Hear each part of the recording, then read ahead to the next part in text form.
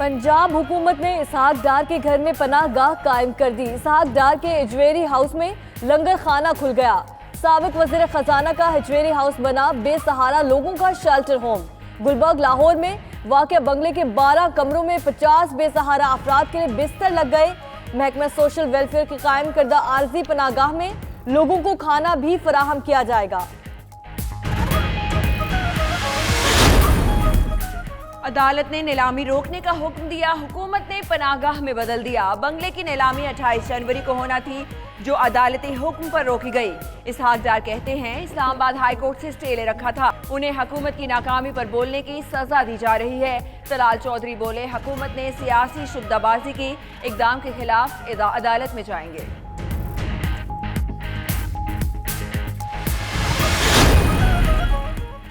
विफाकी वजीर अली जैदी ने इसहाक डार के बंगले को पनाहगाह बनाने को साल की बेहतरीन खबर करार दे दिया। विफाकी वजीर मुराद सईद ने साबिक वजीर खजाना के घर को शेल्टर होम बनाने पर पूरी कौम को मुबारकबाद दे दी। कहा इसहाक डार ने मुल्क को लूट कर जायदादें बनाई, फिर मफरूर हो गए। उनके घर में अब गरीब बसेंगे।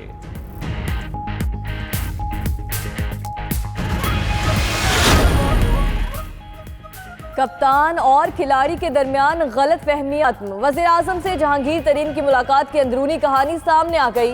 मुलाकात में इत्तेहादियों के तहफ़्फ़ुज़ात और मुतालिबात पर तबादला ख्याल किया गया। ज़राए के मुताबिक जहांगीर तरीन ने कहा उनके बारे में किसी ने गलत फहमी पैदा करने की कोशिश की। आटे और चीनी पर उन्हें जिम्मेदार ठहराने की कोशिश की गई। आटे और चीनी बहरान से उनका कोई ताल्लुक नहीं। सुप्रीम कोर्ट ने कराची शहर का डिजाइन दोबारा बनाने का हुक्म दे दिया। पुल से मुत्तसिल अराजी पर झुग्गियां खत्म करके पार्क बनाए। तजावुज़ात से मुताल्लिक़ केसेस की मजीद समाअत 21 फरवरी तक मुलतवी।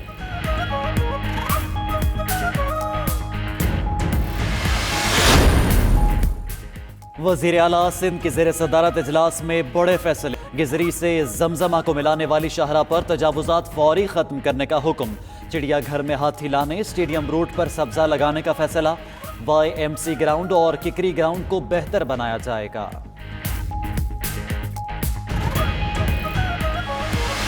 अहम खबर आपको दे रहे हैं कि नए IG सिंध का मामला हल हो चुका है। ज़रा के मुताबिक वज़ीर आज़म की हाँ के बाद मुश्ताक मेहर को नया IG सिंध बनाने का फैसला किया गया है। बाखबर बावसूख 92 न्यूज की एक और खबर सच साबित हुई। वज़ीर आज़म ने मुश्ताक मेहर को IG सिंध बनाने का ग्रीन सिग्नल दे दिया। ज़राए के मुताबिक वज़ीर आज़म और गवर्नर का IG कलीम इमाम की तब्दीली पर इत्तफाक हो गया। नए IG के लिए मुश्ताक मेहर का नाम सिंध हुकूमत ने तजवीज़ किया था।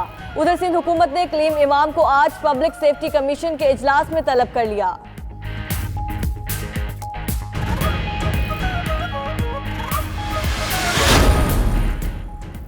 वज़ीर आज़म से DGISPI की मुलाकात। Chairman CPEC authority Asim Bajwa ने भी वज़ीर आज़म से मुलाकात की, मंसूबों की पेशरफ से आगाह किया। वज़ीर आज़म ने नईम उल हक की रिहाइश पर जाकर उनकी अयादत भी की।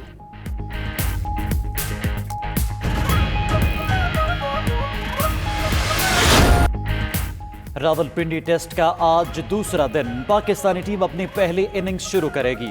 मैच का पहला दिन पाकिस्तानी बॉलर्स के नाम रहा। बांग्लादेश को खुलकर खेलने नहीं दिया गया। 233 रन पर पूरी टीम को ठिकाने लगा दिया। शाहीन अफरीदी के 4, मोहम्मद अब्बास और हारिस सोहेल के 2-2 शिकार। बांग्लादेश की जानिब से मोहम्मद मिठन 63, नजमुल हुसैन 44 रन बनाकर नुमाया रहे।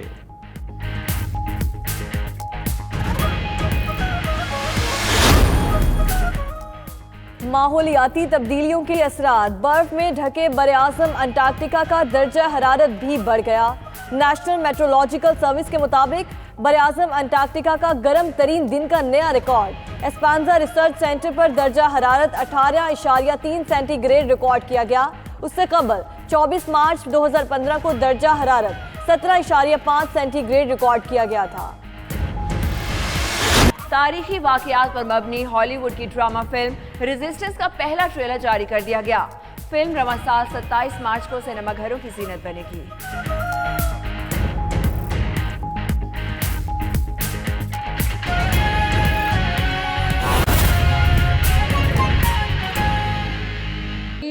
हिंदुस्तान की फौज को कश्मीर से निकलना होगा। हिंदुस्तान की जो हुकूमत है उसको कश्मीरियों की नस्ल कुशी से बाज रखने के लिए दुनिया के ज़मीरों को झंझोड़ना हमारा फ़र्ज़ है और हम इसको कश्मीरियों का कर्ज समझ के अदा करते रहेंगे। बहुत शुक्रिया जी। जी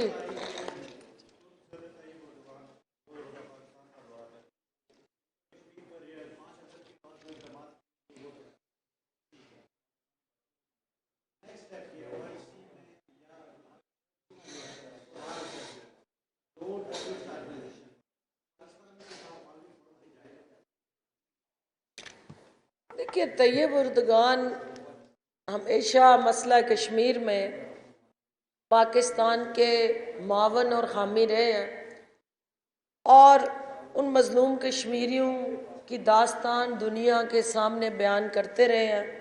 और OIC का प्लेटफार्म हो, अक़वाम मुत्तहिदा हो, सिक्योरिटी काउंसिल हो, इंटरनेशनल दीगर ऑर्गेनाइजेशंस हो, जहाँ जहाँ तुर्की को मौका मिला उन्होंने कश्मीरियों का ये कर्ज जो है अपना फ़र्ज समझ के अदा किया। हम उनके शुक्रगुजार भी हैं। उनकी आमद से यकीनन पाकिस्तान के जो दो तरफ़ा ताल्लुकात हैं उसमें एक नई जहद जो है उसकी तरफ हम बढ़ेंगे और फोकस हमारा जो है वो ये है कि OIC को यकजा कैसे किया जाए। OIC जो पाकिस्तान समेत दुनिया भर के जो हमारे मुसलमान बहन भाई हैं जो अक्सरियत नाइंसाफ़ी और जुल्म का शिकार है और जो इंसाफ के मुतलाशी हैं और दुनिया से इंसाफ मांग रहे हैं, तो वो दुनिया उनको इंसाफ देने की बजाय अपनी मुआशी पार्टनरशिप में उलझी हुई है। तो वो जो मुआशी पार्टनरशिप है उसको इंसानी पार्टनरशिप में कैसे लाना है, ये यकीनन एक चैलेंजिंग असाइनमेंट्स हैं और सेंसिटाइजेशन है प्राइम मिनिस्टर ऑफ पाकिस्तान को और तैयब उर्दगान को कि हम ना सिर्फ मुस्लिम उम्मा को इकट्ठा करें बल्कि मुस्लिम उम्मा का जो बयानिया है वो बैन अल-अक़वामी फोरम्स पे यकजहती से हम आवाज़ हो के भरपूर ताकत से आगे बढ़ाएं और उसके लिए कोई भी प्लेटफार्म जो है उसको उस पर दस्तक देनी पड़ी तो हमारी लीडरशिप जो है वो पीछे नहीं हटेगी और इंशाल्लाह हर प्लेटफार्म, हर इदारे, अक़वाम मुत्तहिदा समेत हर जगह पाकिस्तान दस्तक भी देगा, उनके ज़मीरों को जो जोड़ेगा भी और उनकी दी हुई कमिटमेंट्स को ऑनर करने के लिए उनके वादे उन्हें मुसलसल याद दिलाता रहेगा।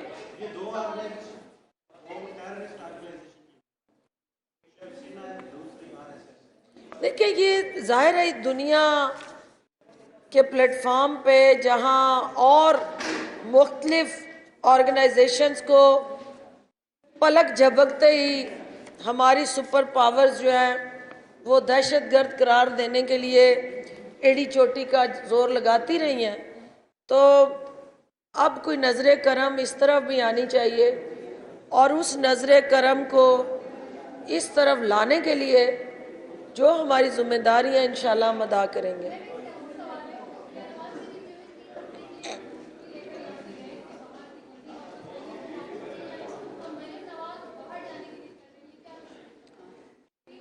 ये आपके माशरे के जो तबकाती निज़ाम है उसकी हसीन अक्कासी है, क्योंकि अक्कास की बात हो रही है, अक्कास मेरे दाएं बाएं खड़े हैं, तो ये भी उसी की अक्कासी है कि एक तरफ जो है वो सिसकती तड़पती आहें भरती जेलों में गरीब की बेटियां मजलूम ख़वातीन हैं और दूसरी तरफ ज़िले सुबहानी की राजकुमारी हैं। तो ज़िले सुबहानी अपनी राजकुमारी के लिए अपनी शहनशाहियत में जो कुछ करते रहे, अब वो चाहते हैं कि पाकिस्तान का आइन और कानून ज़िले सुबहानी की ख्वाहिशात पे चले और राजकुमारी साहिबा भी बज़िद है कि वो कानून जिसको हमने घर की लौंडी बनाया था अब वो आज़ाद हो के हमें जिसको हमने ताबे किया था, अब वो आज़ाद हो के हमें अपने ताबे कर रहा है।